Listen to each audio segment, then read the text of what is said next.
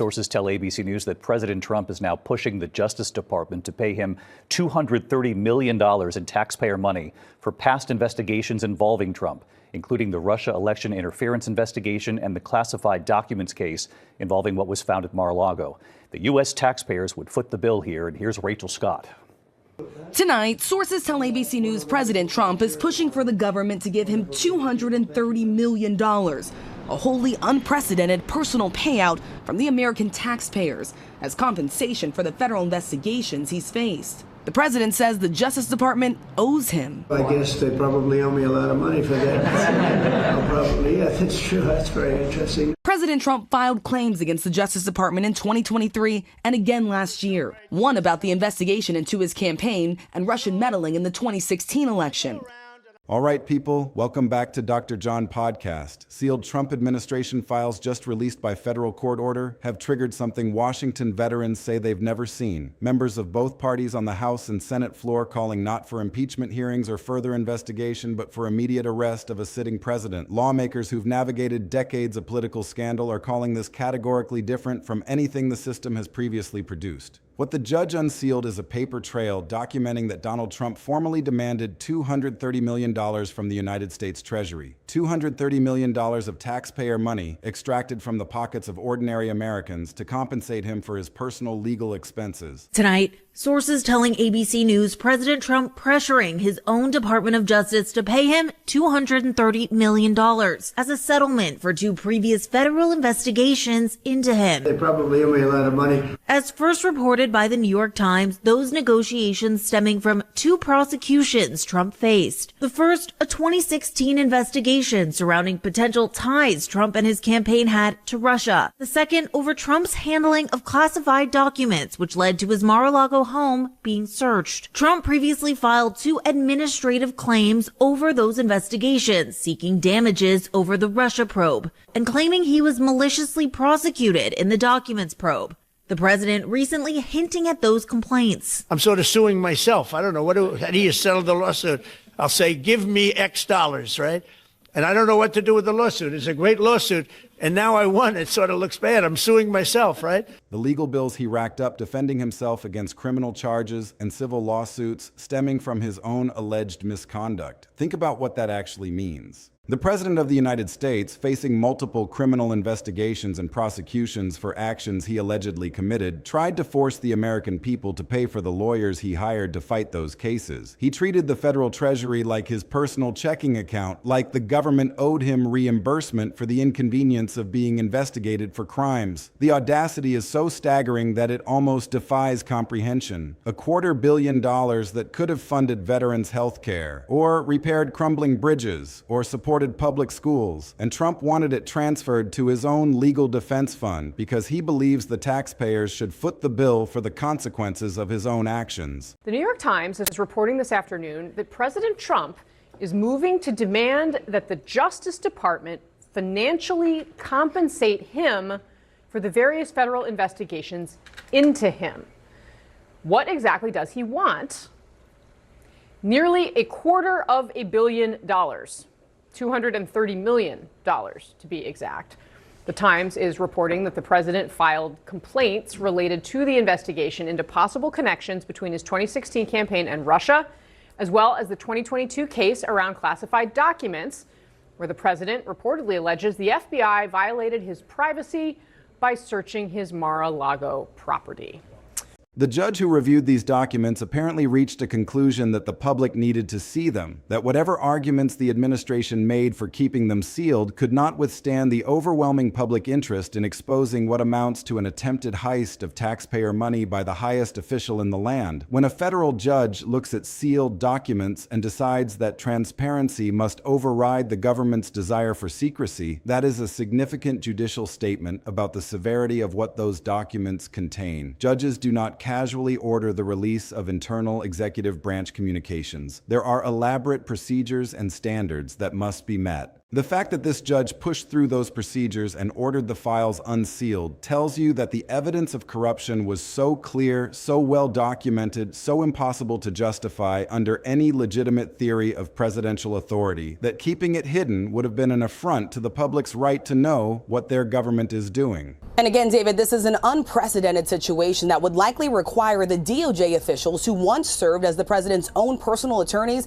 to sign off on that $230 million payment to the president. Tonight, the Justice Department tells us they will follow the advice and guidance of career ethics officials. But the files did not stop at exposing the $230 million demand. The judge's order also revealed something that may be even more legally significant for the people around Trump. His legal team has been systematically withholding evidence and obstructing justice. The judge explicitly found that Trump's lawyers concealed documents that should have been turned over to Congress and to the courts. They hid evidence. They destroyed or failed to produce materials that were responsive to subpoenas and court orders. That is obstruction of justice in its most direct and undeniable form. That is the kind of conduct that gets lawyers disbarred, that gets people indicted, that transforms a civil discovery dispute into a criminal matter. The judge did not mince words or offer diplomatic suggestions about possible inadvertent errors. The finding was clear. Evidence was withheld. The legal team engaged in obstructive conduct. The implications of that finding radiate outward through every case Trump is fighting. Because if his lawyers were hiding evidence in this matter, what were they hiding in the others? What else has been buried or destroyed or conveniently lost? The congressional reaction to these revelations has been explosive in ways that even the most pessimistic observers of American democracy did not fully anticipate. Members of Congress are openly demanding Trump's arrest while he remains in office, not after he leaves, not once his term expires, now, while he occupies the Oval Office and commands the military and retains all the powers of the presidency. The spectacle of elected representatives standing on the floor of the House and calling for law enforcement to take the sitting president into physical custody is something that has no precedent in American history. Impeachments have happened. Calls for resignation have happened. But actual demands for the arrest and incarceration of the current president, that is territory the country has never entered. And what makes this even more remarkable is that the calls are not coming exclusively from Democrats. The reporting indicates that a meaningful number of Republicans, people who have defended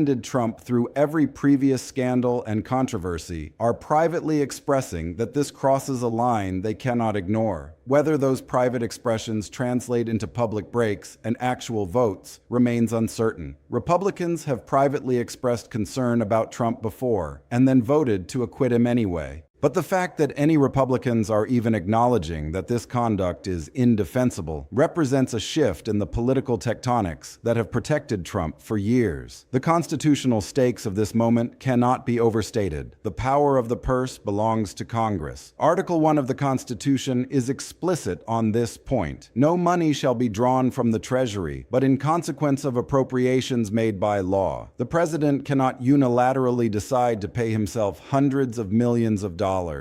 The system does not work that way. The founders did not fight a revolution against a king who taxed without consent only to create a presidency that could raid the Treasury for personal use. What Trump apparently attempted, using the Department of Justice to funnel taxpayer money into his own legal defense, is a direct assault on the separation of powers that is the foundation of American constitutional government. If he succeeds, if there are no consequences for this attempt, then the precedent is established, and future presidents will know they can do the same thing. They can treat the federal treasury as a slush fund. They can use taxpayer money for personal expenses. They can ignore the appropriations power of Congress. The entire architecture of checks and balances collapses under the weight of that precedent. Legal commentators are warning that this is precisely the kind of constitutional violation that the impeachment power was designed to address.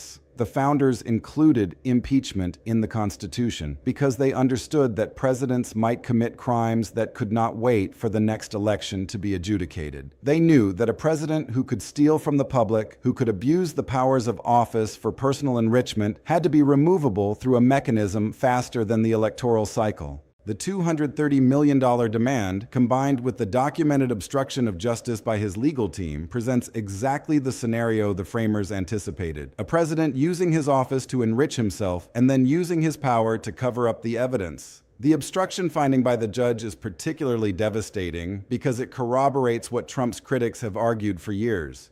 if you have a legitimate defense, if you actually did nothing wrong, you do not need to hide evidence. You do not need to conceal documents. You do not need to obstruct investigations. Innocent people cooperate. Innocent people want the truth to come out because the truth exonerates them. The fact that Trump and his legal team have been fighting so ferociously to keep information hidden, to the point where a federal judge is now publicly accusing them of misconduct, tells you everything you need to know about what they are hiding and why they are so desperate to keep it buried. The evidence must be devastating because lawyers do not risk their careers and their freedom by obstructing justice unless they believe the alternative, letting the truth come out, is worse. The timing of this judicial bombshell could not be more damaging for a president already struggling under the weight of simultaneous crises. The criminal conviction in New York still stands. The sentencing process continues to move forward despite every effort to delay it. The attorney who was handling some of his most sensitive matters just quit after the judge's warnings about obstruction, suggesting that even Trump's own lawyers are seeing the writing on the wall and deciding they cannot continue to represent someone who demands they cross ethical lines. The House investigations grind forward, the cases against his co-defendants proceed, and now a federal judge has exposed a corruption scheme so blatant that members of Congress from both parties are calling for his arrest. The walls are closing in from every direction at once, and the president, who built his political identity on being untouchable, is discovering that the system may finally be catching up to him. The media coverage of this story has been absolutely overwhelming. Every cable news network is running with the corruption files as their lead story. Social media platforms are consumed with the revelations, hashtags about Trump corruption, and demands for his arrest trending across every platform. The information environment is saturated with this story in a way that makes it impossible for any elected official to claim they simply do not know what happened. The evidence has been released by a federal judge. The documents are public. The dollar amounts are clear. The findings of obstruction are explicit. There is no room for spinning or deflecting or claiming that the facts are in dispute. The facts are out. The only question now is what Congress is going to do about them. The scheme itself is breathtaking in its simplicity and its greed. Trump apparently submitted formal requests to the Department of Justice seeking compensation for legal expenses related to multiple investigations. The Russia investigation, the classified documents case, the January 6th investigation, various civil lawsuits. His argument, such as it was, centered on the claim that these investigations were politically motivated witch hunts, that he was being unfairly targeted by his enemies, and that the government should therefore reimburse him for the cost of defending himself. There are extremely limited circumstances in which the government provides legal representation for federal officials, but those circumstances involve actions taken as part of official duties, not personal conduct that allegedly violated criminal laws. Trump was not asking for a government lawyer to represent him in matters related to his presidential responsibilities. He was demanding reimbursement for private attorneys he selected and hired, demanding it for cases involving his personal behavior before and during his presidency, demanding a sum of money so vast that it exceeds what most Americans will earn in several lifetimes combined, $230 million. The sheer scale of the demand reveals something important about how Trump views the presidency and the public treasury. This was not a modest request for reasonable legal expenses. This was an attempt to extract a fortune from the American people to make them pay for the privilege of investigating his alleged crimes. The abuse of power dimension of this scheme is particularly damning. Trump has authority over the Department of Justice. He can fire the Attorney General. He can influence prosecutorial decisions. He can make life miserable for any DOJ official who defies him.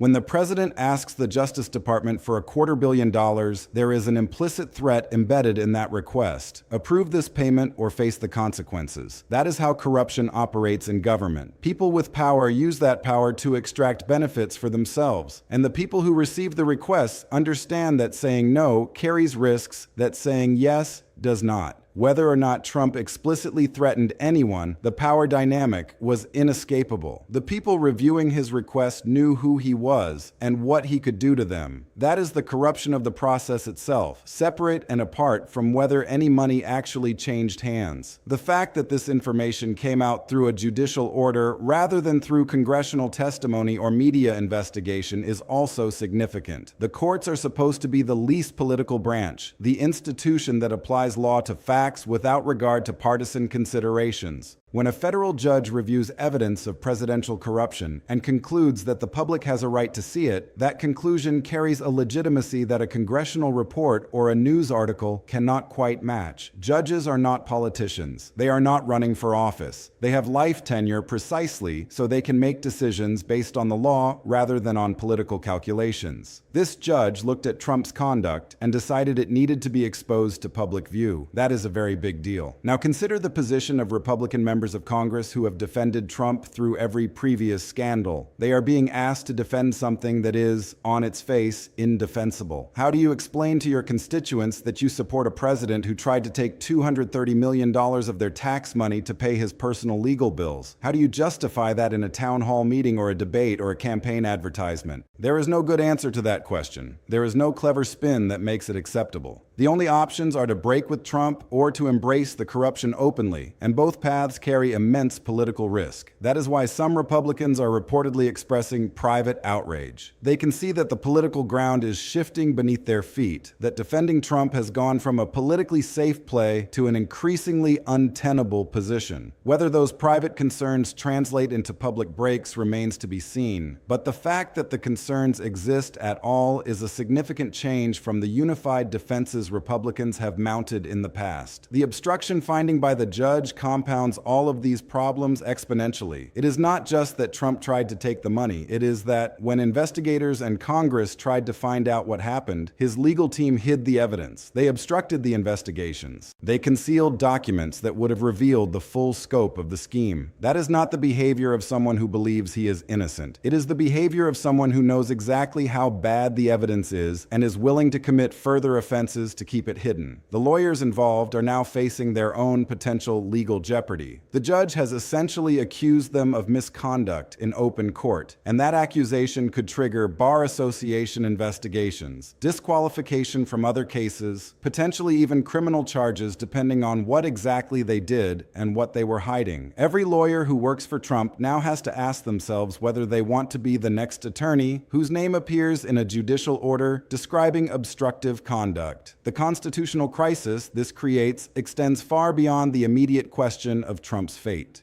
If the president can demand payment from the Treasury for personal expenses and face no consequences, then the appropriations power of Congress is functionally abolished. Any future president can simply take money whenever they want it. The separation of powers, the system of checks and balances, the entire architecture of limited government, all of it depends on the principle that the executive branch cannot spend money without legislative authorization. Trump's scheme, even if it did not ultimately succeed in transferring the funds, represents an assault on that principle. And the response from Congress, the institution whose power is being usurped, will determine whether the principle survives this presidency intact. The demand for Trump's arrest is the most dramatic expression of congressional outrage, and it raises genuinely difficult questions about the legal rules governing sitting presidents. The Department of Justice has a long-standing policy that a sitting president cannot be indicted. That policy has never been tested in court. It is an internal DOJ guideline, not a constitutional requirement. Members of Congress who are calling for Trump's arrest are implicitly arguing that the policy should be abandoned, that the evidence of criminality is so overwhelming and the need for accountability so urgent that the normal deference to the presidency must yield. Whether the Justice Department agrees, whether any prosecutor is willing to test the policy by seeking an indictment against a sitting president, is one of the defining questions of this moment. The pressure on DOJ to act is enormous